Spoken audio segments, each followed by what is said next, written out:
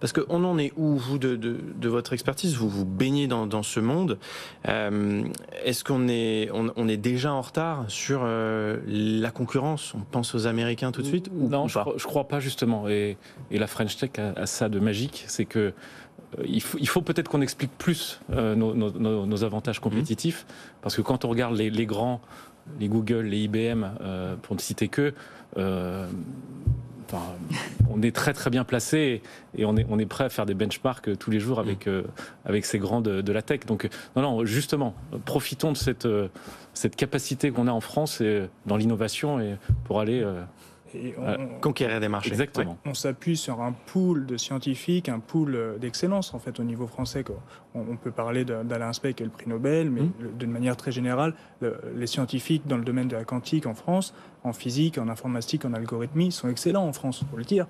Et on a une vraie reconnaissance au niveau international de ce côté-là.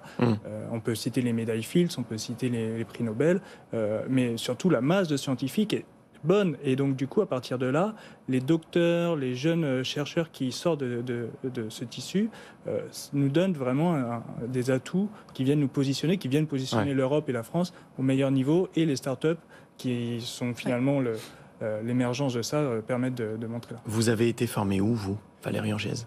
Moi, j'ai été formé aussi à l'Institut d'optique avec, j'ai eu comme prof Alain Spey. Donc en France. Et ensuite en France, et j'ai fait une thèse sur le plateau de Saclay. Ouais. Et ça veut dire que contrairement à ce qu'on peut croire, quand on connaît pas très bien ce milieu, on peut être formé et bien formé en France sur cette thématique. On n'est pas obligé de partir de l'autre côté de l'Atlantique. Très très bien, on a des excellents professeurs, on a des excellentes filières.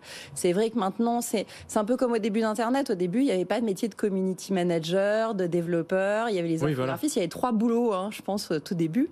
Et puis les métiers se sont créés, et maintenant, quand on voit ce qu'il faut pour tenir un site Internet, il y a 15-30 métiers derrière. Ouais. Là, on est pareil. Au début, il y avait les physiciens, il y avait ceux qui faisaient l'ingénierie, et puis il y a des métiers qui se croisent, qui se rencontrent et qui créent des nouvelles matières. Et là, on en est là.